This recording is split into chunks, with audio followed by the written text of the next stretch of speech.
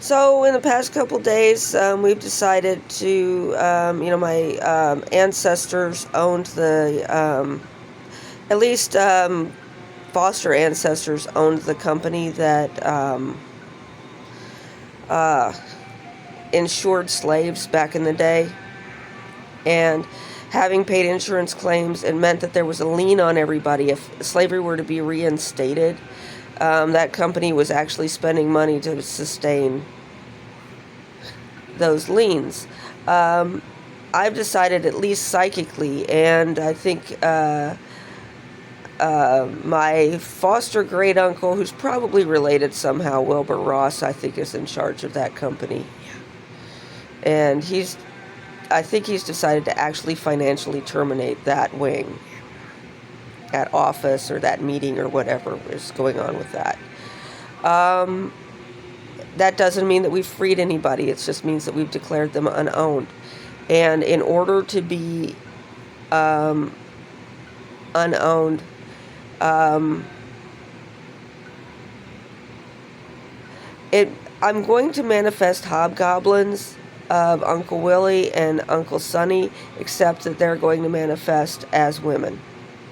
And you know how when you guys are hiding out in the wrong territory, and it's going to be like that. They're really big guys. It's because there's a lot of energy. I don't want to know the day-to-day. I don't want to be involved with people because there's mess. And when you get into it, it's just this endless cycle of, only God can judge me. But we have to start learning.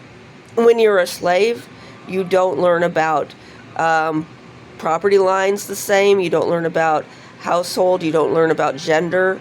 And my husband continued to use me as a slave until his death. So I would cross-dress. I would do all kinds of things. My gender expression is different because I was enslaved. It doesn't mean that that's my sexual gender expression. It just means that that's when gender roles become more solid when you are free. But when you're unowned, you're going to be just a jellyfish. And so that energy is being manifested in that way. And so you need to engage with them and not with me. In a way that is me, that I'm manifesting those. I might have had there might have been some sort of organ transfer from Uncle Willie too. I don't know. So that it facilitates manifesting them both. There's also, so we have people, see, I'm not wearing a wig, right? But I look kind of Semitic, and I think that's something that I failed to notice. I thought maybe Janice had alopecia, and she looked at me and thought that I was Jewish. And I'm the other Semite.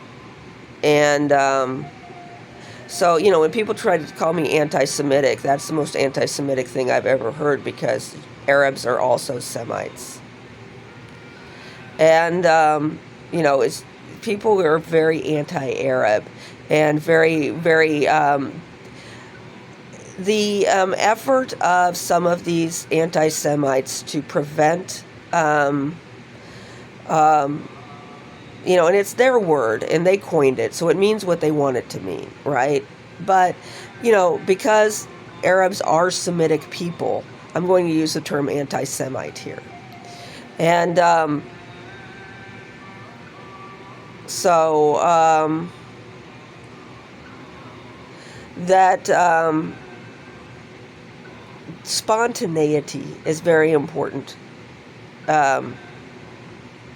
It was once.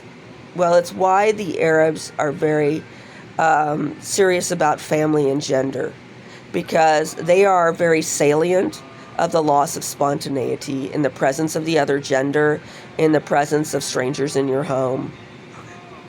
And the other Semites are very committed to preventing that spontaneity.